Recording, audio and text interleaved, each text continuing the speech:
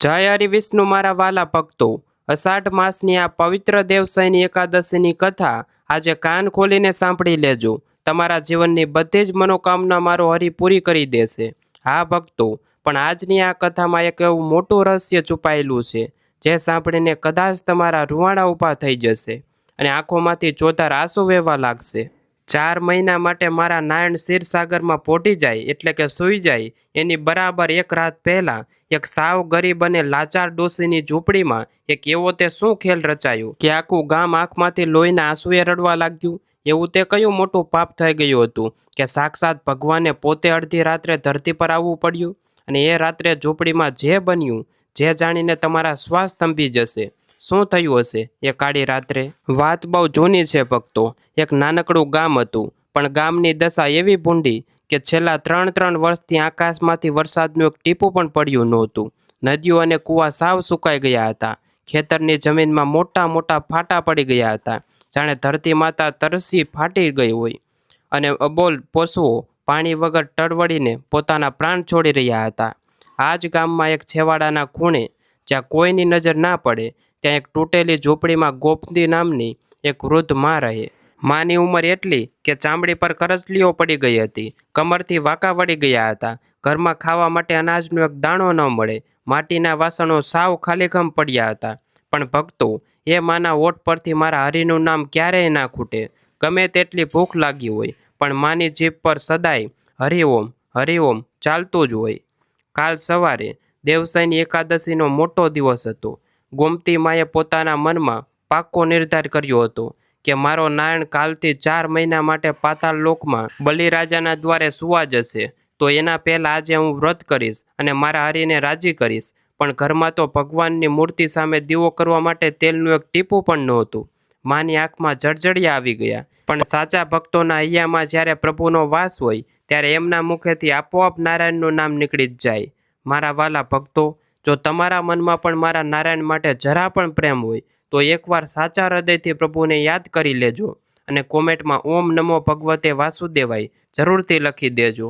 તમારો એ એક નાદ સીધો વૈકુંઠમાં પહોંચશે અને પ્રભુ તમારા દુઃખ દૂર કરશે. ગોમતીમાં દીવા વગર જ ભગવાનની મૂર્તિ સામે બેસીને ભજન ગાવા લાગ્યા. પણ એમણે ક્યાં ખબર હતી કે આજની રાત એમની જિંદગીની સૌથી ભયાનક રાત બનવાની છે. એવું તે કોણ આવવાનું હતું એમના આંગણે? અડધી રાતનો ગજરો ભાગ્યો હતો. આખું ગામ સુનકાર હતું. ક્યાંય દૂરથી કૂતરાઓના રડવાનો અવાજ આવતો હતો. કાળી ડરામણી રાત અને સુસવાટા મારતો પવન. ગોમતીમાં ભૂખ્યા પેટે અંધારામાં બેઠા બેઠા પોતાના પ્રભુનું ભજન કરતા હતા. ત્યાં જ અચાનક ખટ ખટ ખટ ઝૂંપડીનો તૂટેલો લાકડાનો દરવાજો કોઈએ ખખડાવ્યો. માં ચમક્યા. આટલી મધરાત્રે આ ગરીબ ડોશીને બારણે કોણ આવ્યું હશે? માએ ધ્રુજતા હાથે ધીમેથી દરવાજાની સાંકળ ખોલી. દરવાજો ખુલ્યો અને સામે જે ઊભું હતું એ જોઈને માના શ્વાસ અદ્ધર થઈ ગયા. સામે એક 7-8 વર્ષનો સાવ બીમાર છોકરો ઊભો હતો. એના કપડાં ફાટેલા હતા. એનું શરીર તાવથી ભઠ્ઠીની જેમ ધગધગતું હતું. પણ એના ચહેરા પર એક અજબનું તેજ હતું, જાણે કોઈ દિવ્ય પ્રકાશ નીકળતો હોય. એની મોટી મોટી આંખોમાંથી ડળક ડળક આંસુ વહી રહ્યા હતા. ભક્તો, જો તમને પણ ગોમતી માની જેમ ભગવાનની ભક્તિ પર પૂરો ભરોસો હોય અને આવી પવિત્ર હરિની કથાઓ રોજ સાંભળીને પુણ્ય કમાવવું હોય, તો આજે જ આપણા આ હરિના દરબાર સાથે જોડાઈ જજો. ચેનલને સબસ્ક્રાઈબ કરી લેજો. તમારું એક પગલું તમને ભગવાનની વધુ નજીક લઈ જશે અને પ્રભુ તમારું હંમેશા ભલું કરશે. પેલા છોકરાએ સાવ ધીમા અને ધ્રુજતા અવાજે કહ્યું, માં, ઓ માં, મને બહુ ભૂખ લાગી છે. 3 દિવસથી કંઈ ખાધું નથી. કંઈક ખાવાનું આપીશ માં? ગોમતી માનું તો કાળજું ચિરાઈ ગયું. પોતાના દીકરા સમાન આ બાળકને જોઈને માની છાતીનો ડૂબો ભરાઈ ગયો. પણ ઘરમાં તો અનાજનો એક દાણો નહોતો. માટેના વાસણો સાવ ખાલી હતા. હવે માં ભૂખ્યા બાળકને શું આપશે? અને જો કંઈ નહીં આપે તો આ બીમાર છોકરો જીવતો બચશે ખરો? માએ એવો નિર્ણય લીધો જેણે આખા ગામને હચમચાવી નાખ્યું. શું કર્યું માએ? સવાર પડી. દેવસયની એકાદશીનો પવિત્ર દિવસ ઉગ્યો. પણ ગામમાં કોઈ ભક્તિનો માહોલ નહોતો, કારણ કે ગામનો મુખી મોટો અહંકારી અને આત્મચારી હતો. એની પાસે અઢળક પૈસો હતો. મોટા મોટા વખારો અનાજથી ભરેલા હતા. પણ એના હૈયામાં દયા નામનો છાંટોય નહોતો. એણે પોતાના સિપાહીઓ પાસે આખા ગામમાં ઢંઢેરો પીટાવ્યો કે સાંભળી લેજો ગામવાળાઓ, આજ કોઈ એકાદશીનું વ્રત નથી કરવાનું. દુકાળ પડ્યો છે. બધાએ મારા ખેતરમાં મજૂરી કરવા આવવાનું છે. જે નહીં આવે એને હું ગામની બહાર કાઢી મૂકીશ અને એનું ઘર સળગાવી દઈશ. લોકો બિચારા ડરના માર્યા મુખીના ખેતરે જવા લાગ્યા. પણ આપણી ગોમતીમાં એ પેલા બીમાર છોકરાને છોડીને ક્યાંય મુખીના હવેલીએ પહોંચ્યા. માના હાથમાં એક તૂટેલો વાટકો હતો. માં મુખીના પગમાં પડીને કરગરવા લાગ્યા. બાપ, મુખી બાપા, આ છોકરો તાવમાં તરફડે છે. 3 દીથી ભૂખ્યો છે. મને મારા માટે કાંઈ નથી જોઈતું, પણ આ બાળકના જીવ માટે એક મુઠ્ઠી બાજરો આપી દે બાપ. હું તારી આખી જિંદગી ગુલામી કરીશ. પણ મુખી તો રાક્ષસ હતો. એણે આખો લાલ ચોળ કરીને કહ્યું, એ ડોસી, મારા અનાજના કોઠાર શું ભિખારીઓ માટે ભર્યા છે? ચાલતી પકડ અહીંથી. અને એમ કહીને મુખીએ પોતાના ભારેખમ બૂટથી ગોમતીને છાતીમાં જોર જોરથી લાત મારી. માં અને પેલો તાવથી ધગમગતો દીકરો ફંગોળાઈને દૂર ધૂળમાં જઈને પડ્યા. માના કપાળમાંથી લોહીની ધાર ફૂટી નીકળી. પણ ભક્તો, યાદ રાખજો, જેનો નાથ ક્યારેય અનાથ નથી થવા દેતો, એવા મારા ત્રિલોકના નાથ શ્રી હરિ વિષ્ણુના ચરણોમાં જેનું માથું નમેલું હોય એને દુનિયાની કોઈ તાકાત હરાવી શકતી નથી. મુખીએ ક્યાં ખબર હતી કે એણે કોને લાત મારી છે? તમારા હૃદયમાં જો વિષ્ણુ ભગવાન માટે જરા પણ પ્રેમ હોય ને ભક્તો, તો એકવાર આંખો બંધ કરીને જય શ્રી વિષ્ણુનો નાદ જરૂર કરજો. ભગવાન તમારી બધી પીડાઓ, બધા દુઃખો પોતાના માથે લઈ લેશે. ધૂળમાં પડેલા પેલા છોકરાએ ગોમતી માં સામે જોયું. એની આંખોમાં હવે આંસુ નહોતા, પણ એક વિચિત્ર ચમક હતી. એણે માનો હાથ પકડ્યો અને એવી વસ્તુ માંગી લીધી જે સાંભળીને ગોમતી માનો હાથ હોશ જ ઉડી ગયા. એવું તે કઈ જીદ કરી એ છોકરાએ, જે પૂરી કરવી એ માણસ માટે સાવ અશક્ય હતી?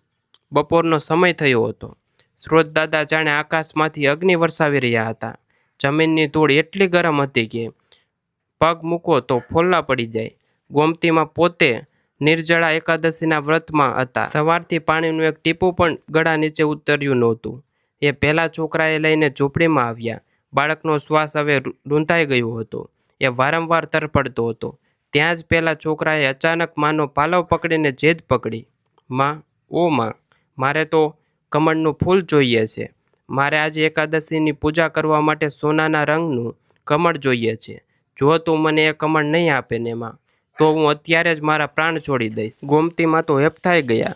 અરે મારા બાપ, આ તું શું બોલે છે? દીકરા, છેલ્લા 3 વર્ષથી ગામમાં વરસાદનું એક કૂરું પણ પડ્યું નથી. નદીઓ સુકાઈને ખાખરા થઈ ગઈ છે.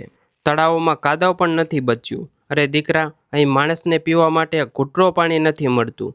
ત્યાં હું તારા માટે કમળ ક્યાંથી લાવું? અને એ પણ સોનાના રંગનું કમળ? માં તો 2 હાથ જોડીને સેવા લાગ્યા.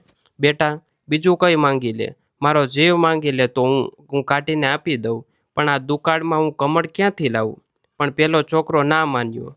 એ જમીન પર તરફડવા લાગ્યો. એના શ્વાસ જાણે હવે છૂટી રહ્યા હતા એવું લાગવા માંડ્યું. એની આંખો મીચાવા લાગી. ગોમતી માનું હૈયું ફાટી ગયું. પોતાની નજર સામે આ નિર્દોષ બાળકને આમ મરતો જોઈ શકે. આંખમાંથી દળદળ આંસુ પડવા લાગ્યા. હવે માં જાય તો ક્યાં જાય? કોની પાસે માંગે? અને અચાનક આ મગજમાં એક વિચાર ઝબક્યો. એક એવી જગ્યા જ્યાં જવાનો વિચાર માત્ર ભલભલા મર્દોના કાળજા કંપાવી દેતા. શું માં એ ભયાનક જગ્યાએ જશે? ગોમતી માની પેલા બાળકની પીડા હવે જોવાતી નહોતી. માએ પોતાના ફાટેલા પાલવથી છેડો કમરે બાંધ્યો અને ઉઘાડા પગે ધોમધમતા બપોરના તડકામાં જંગલ તરફ દોટ મૂકી. ભક્તો, ગામની સીમા પૂરી થયા પછી એક ઘેઘૂર અને બિયામણું જંગલ આવતું હતું. લોકો કહેતા કે જંગલની બરાબર વચ્ચોવચ એક વર્ષો જૂની રાજા રજવાડાના વખતની વાવ છે, પણ એ વાવ સાવ સૂકી ભટ પડી હતી અને એની અંદર મોટા મોટા કાળા ડિબાંગ અને ઝેરી નાગ રહેતા હતા. કોઈ દિવસ અજવાડે પણ ત્યાં જવાની હિંમત નહોતું કરતું. પણ આજે ગોમતીમાંએ આ તો કાળા નાગનો ડર હતો, ના તો પોતાના જીવની પરવા. એણે તો બસ પેલા બાળકના શ્વાસ બચાવવા હતા.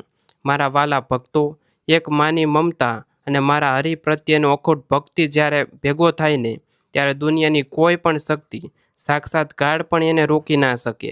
આવી પવિત્ર અને હૃદયને સ્પર્શી જાય એવી વાતો જો તમને ગમતી હોય ને ભક્તો, તો ભૂલ્યા વગર આ ચેનલ સાથે હંમેશા જોડાયેલા રહેજો. સબસ્ક્રાઈબ કરવાનું બટન દબાવી દેજો, જેથી મને પણ એકલવ્ય જેવી હિંમત મળતી રહે અને હું તમને રોજ આવી હરિની અદ્ભુત કથાઓ સંભળાવતો શકું. માં દોડતા દોડતા કાંટા અને કાંકરા ખૂંદતા પેલી ભયાનક વાવ પાસે પહોંચ્યા. માના પગમાંથી લોહી નીકળી રહ્યું હતું. વાવમાં નજર કરી, અંદર સાવ અંધારું ઘોર હતું. પાણીનું તો નામ નિશાન નહોતું. પણ માએ એક પણ ક્ષણનો વિચાર કર્યા વગર જય નારાયણ બોલીને સીધી વાવની અંદર છલાંગ લગાવી. નીચે પથ્થરો પર માં પછડાયા. હજુ તો માંડ ઊભા થવા જાય છે ત્યાં જ ફૂફાડો, હિસ, ચારે બાજુથી ભયાનક અવાજો આવવા લાગ્યા. માની ચારે બાજુ મોટા મોટા કાળા નાગ ભેણ માંડીને ઊભા થઈ ગયા હતા. માં થથરી ગયા. હવે શું થશે? શું આ નાગ મને ડંખી મારી દેશે? કમળ તો નથી મળ્યું, પણ હું શું માં પોતાનો જીવ ગુમાવી બેસશે? ચારે બાજુથી ઝેરી નાગ ગોમતીમાં તરફ આગળ વધી રહ્યા હતા. માએ લાગ્યું કે હવે મારો કાળ નજીક આવી ગયો છે. પણ માને પોતાના જીવની ચિંતા નહોતી.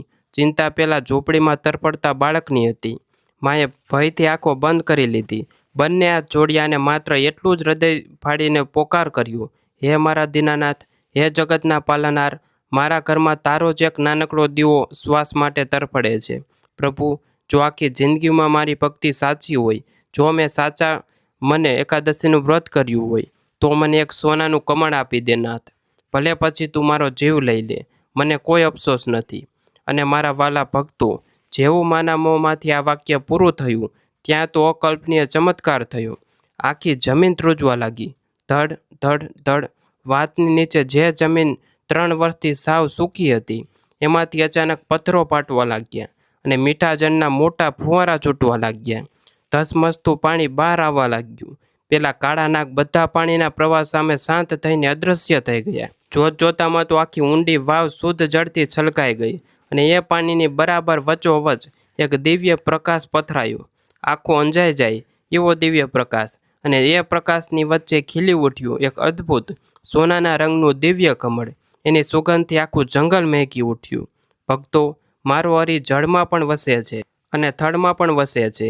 એ હરિ ક્યારેય પોતાના સાચા ભક્તને નિરાશ નથી કરતા. પેલા પ્રેમાળ હરિને મનોમન યાદ કરીને અત્યારે જ ઓમ નમો નારાયણનું સ્મરણ કરી લેજો. પ્રભુ તમારા પણ બધા જ દુઃખ અને દર્દને સુખમાં બદલી નાખશે. ગોમતી માં તો ખુશીથી રડી પડ્યા. એમણે તરત જ પાણીમાં ઉતરીને દિવ્ય કમળ પોતાના હાથમાં લઈ લીધું.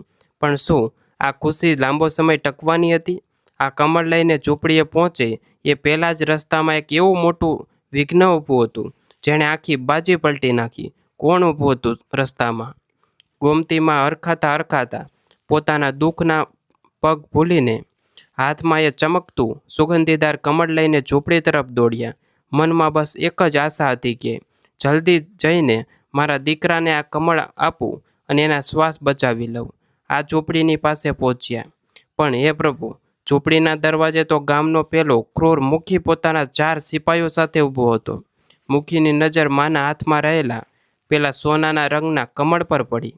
એની આંખો લોભામણી પહોળી થઈ ગઈ. મુખીએ આગળ વધીને ગોમતી માના વાળ પકડીને એમણે જમીન પર પછાડ્યા અને માના હાથમાંથી એ દિવ્ય કમળ ઝૂંટવી લીધું. એ ડોસી, આટલું કિંમતી સોનાનું કમળ તું ચોરીને ક્યાંથી લાવી? મુખીએ રાડ પાડી. માં કરગરવા લાગ્યા. ના મુખી બાપા, એ ચોરીનું નથી. એ મારા ભગવાને મારા દીકરા માટે મોકલ્યું છે. પાછું આપી દે બાપ, મારો છોકરો મરી જશે. પણ મુખી ક્યાં સાંભળવાનો હતો. એણે ક્રોધમાં આવીને કહ્યું, તે મારી આજ્ઞા નથી માની. મારા ખેતરે મજૂરી કરવા નથી આવી. તે તારું કમળ, એમ કહીને એ અહંકારી રાક્ષસે એ દિવ્ય કમળ જમીન પર ફેંકી દીધું અને પોતાના બૂટવાળા પગ તળે કચડી નાખ્યું. કમળના ટુકડા થઈ ગયા. અને ભક્તો, જેવો કમળનો ચૂરો થયો, પેલી બાજુ તૂટેલા ખાટલામાં સૂતેલા પેલા અજાણ્યા છોકરાના શ્વાસ અચાનક થંભી ગયા. એનું મોં એકદમ ફીક્કું પડી ગયું અને એનું નાનકડું શરીર સાવ ટાળું હીવ જેવું થઈ ગયું. ગોમતી માએ રાડ પાડી. ના. માં જમીન પર ધસડાતા ખાટલા પાસે પહોંચ્યા. બેટા ઉઠ, ઉઠ મારા દીકરા, આખો ખેલ મારા બાપ. માએ છોકરાને હલાવ્યો, પણ છોકરો હાલે કે ચાલે નહીં. એના પ્રાણ પંખેરું ઉડી ગયા હતા. ગોમતીમાં છાતી ફૂટીને જમીન પર પછડાઈને ભગવાનને પોકાર કરવા લાગ્યા. હે નારાયણ, આ તે કેવો ન્યાય કર્યો? મારી ભક્તિમાં એવું તે શું કચાશ રહી ગઈ કે તે મારા ખોળામાંથી આ દીકરો છીનવી લીધો? મારા વાલા ભક્તો, જ્યારે દુનિયા તમારા બધા રસ્તા બંધ કરી દે ને ચારે બાજુ અંધારું દેખાય, ત્યારે માત્ર એક શ્રીહરિ જ છે જે ક્યાંક ને ક્યાંક તમારો હાથ પકડવા તૈયાર ઊભો હોય છે. એ શ્રીહરિને એકવાર સાચા દિલથી યાદ કરજો ભક્તો. ગોમતીમાનો વિલાપ જોઈને પથ્થર દિલના માણસો પણ રડી પડે, પણ પેલો મુખી અટહાસ્ય કરતો હતો.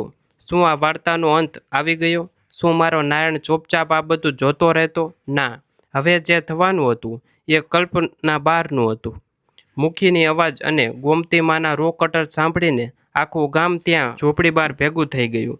લોકો માને જોઈને અંદરો અંદર વાતો કરવા લાગ્યા. કોઈ કહે બિચારી ડોસી ગાંડી થઈ ગઈ છે, તો કોઈ કહે ડોસી છોકરો તો ક્યારના મરી ગયો છે, હવે એને મૂકી દે નીચે અને એના અંતિમ સંસ્કારની તૈયારી કર. પણ ગોમતીમાએ મૃત બાળકને છાતી સરસો ચાપીને બેઠા હતા. માં કોઈની વાત માનવા તૈયાર નહોતા. માના ચહેરા પર હવે રડવાનો ભાવ નહોતો, પણ એક અલગ જ ખુમારી આવી ગઈ હતી. માએ ઊંચા અવાજે આખા ગામને કહ્યું, ના, મારો દીકરો મર્યો નથી. તમે બધા અજ્ઞાની છો. આજ અષાઢ સુદ એકાદશી છે, દેવશયની એકાદશી. મારો નારાયણ આજે 4 મહિના માટે ક્ષીરસાગરમાં પોઢી જાય છે. આ છોકરો મર્યો નથી, આ તો ગાઢ નિંદ્રામાં સૂતો છે. મારો હરિ સૂતો છે. ભક્તો, ગોમતીમાની આંખોમાં એ વચને એવું અજબનું તેજ હતું કે પેલો ક્રૂર મુખી પણ ડરીને તે ડગલા પાછળ ખસી ગયો. એણે પરસેવો છૂટવા લાગ્યો. મારો વિશ્વાસ પર્વત કરતાં પણ અડીકમ હતો. જો તમે પણ ક્યારેય તમારા જીવનમાં ભગવાનની આવી અદ્ભુત શક્તિનો અનુભવ કર્યો હોય અને આવી સાચી કથાઓ સાંભળીને જીવનના પરમ શાંતિ મેળવવા માગતા હોય, તો અત્યારે જ 1 સેકન્ડનો પણ વિચાર કર્યા વગર આ ચેનલ સાથે જોડાઈ જજો. ચેનલને સબસ્ક્રાઈબ કરી લેજો, કેમ કે અહીં માત્ર વાર્તાઓ નથી કહેવાતી ભક્તો, અહીં તમારા હૃદયનો તાર સીધો હરિ સાથે બંધાય છે. ગોમતીમાએ પેલા નિશ્ચેત છોકરાના માથા પર પોતાનો ધ્રુજતો હાથ મૂક્યો અને આંખો બંધ કરીને મંત્ર બોલવાનું શરૂ કર્યું. ઓમ નમો ભગવતે વાસુદેવાય. અને અચાનક આખા ગામનું વાતાવરણ બદલવા લાગ્યું. જે આકાશમાં 3 વર્ષથી એક વાદળી નહોતું દેખાઈ, ત્યાં અચાનક કાળા ડિબાંગ વાદળો ઘેરાવા લાગ્યા. ધોળે દાડે અંધારું થવા લાગ્યું. પવન ભારે સુસવાટા મારવા લાગ્યું. લોકો ડરીને આમ તેમ દોડવા લાગ્યા. મુખીની તો બોલતી જ બંધ થઈ ગઈ. શું થવા જઈ રહ્યું હતું? કોણ પ્રગટ થવાનું હતું? ભક્તો, આકાશમાં કડાકા ભડાકા સાથે વીજળી પડવા લાગી. પવન એટલો જોરદાર હતો કે ઝૂંપડીનું છાપરું ઉડી ગયું. અને પછી જે દ્રશ્ય ભજવાયું એ જોઈને આખા ગામના લોકોના શ્વાસ જતા રહ્યા હતા, ત્યાં જ થંભી ગયા હતા. ગોમતીમાના ખોળામાં જે છોકરો મૃત હાલતમાં પડ્યો હતો એ અચાનક હવામાં અદ્ધર ઉઠવા લાગ્યું. હા ભક્તો, જમીનથી 5 ફૂટ ઉપર, અને છોકરો હવામાં તરવા લાગ્યો. એના શરીરમાંથી એટલો બધો દિવ્ય પ્રકાશ નીકળતો કે આખા ગામના લોકોએ પોતાની આંખો પર હાથ રાખી દીધા. આંખો અંજાઈ ગઈ. અને જ્યારે પ્રકાશ થોડો શાંત થયો, ત્યારે નાના બીમાર બાળકની જગ્યાએ સાક્ષાત શંખ, ચક્ર, ગદા અને પદ્મ ધારણ કરેલા, પિત્તાંબર વસ્ત્રો પહેરેલા, ગળામાં કૌસ્તુંભ મણિ અને વૈજયંતી માળા પહેરેલા સાક્ષાત શ્રી હરિ વિષ્ણુ પોતાના ચતુર્ભુજ રૂપમાં પ્રગટ થયા. હરિના મુખ પર મંદ મંદ સ્મિત હતું અને એમના તેજસ્વી આખું ગામ ઝળહળી ઉઠ્યું. આ દિવ્ય સ્વરૂપ જોતા જ પેલો અહંકારી મુખી તો ડરના માર્યા ત્યાં જ બેભાન થઈને ભોંય પર પડી ગયો. આખું ગામ એના સિપાહીના ભગવાનના ચરણોમાં સાષ્ટાંગ દંડવત પ્રણામ કરવા લાગ્યા. ભગવાને પોતાની અમૃત જેવી વાણીમાં સ્મિત કરતા કહ્યું, ઉઠ મારી દીકરી ગોમતી, તે સાચું કહ્યું હતું. હું ક્યારેય મરતો નથી. હું તો દેવશયની એકાદશીની રાત્રે સુવા જઈ રહ્યો હતો, પણ પોઢતા પહેલાં મારે મારી આ દુનિયાની સૌથી વહાલી ભક્તની પરીક્ષા લેવી હતી. તે માત્ર એક અજાણ્યા બાળક માટે પોતાનો જીવ વાવમાં દાવ પર લગાવી દીધો. તારી ભક્તિએ એને જીતી લીધો છે ગોમતી. ભક્તો, જો તમારા રૂવાણા પણ આ સાંભળીને ઊભા થઈ ગયા હોય, હૈયું ભરાઈ આવ્યું હોય, તો કોમેન્ટમાં એકવાર આંસુ લૂછીને જય શ્રી નારાયણ લખવાનું ભૂલતા નહીં. તમારો એક નાથ સીધો ભગવાનના ચરણોમાં પહોંચશે. ભગવાને દર્શન આપ્યા પછી શું થયું? મુખીનું શું થયું? અને ગામનું શું થયું? ભગવાને પોતાના આશીર્વાદ આપતો હાથ ગોમતી માના માથા પર મૂક્યો.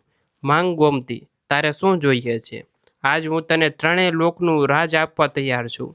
ગોમતી માં તો રડતા રડતા પ્રભુના ચરણ પકડીને બોલ્યા, પ્રભુ, મને કાંઈ નથી જોઈતું.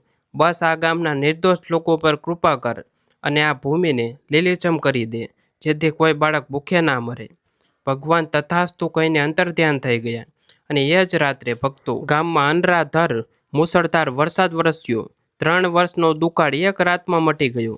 નદીઓ અને તળાવ છલકાઈ ગયા. જે મુખી હતો એણે પોતાના પાપોનું ભાન થયું. એની બધી સંપત્તિ એણે ગામના ગરીબોમાં વેચી દીધી અને ગોમતી માના ચરણોમાં બેસીને ભગવાનનું ભજન કરવા લાગ્યો. માં ગોમતી પોતાનું બાકીનું આયુષ્ય પ્રભુ ભક્તિમાં ગાળીને અંતે વૈકુંઠ ધામમાં ગયા. હવે ભક્તો ખાસ ધ્યાનથી સાંભળજો.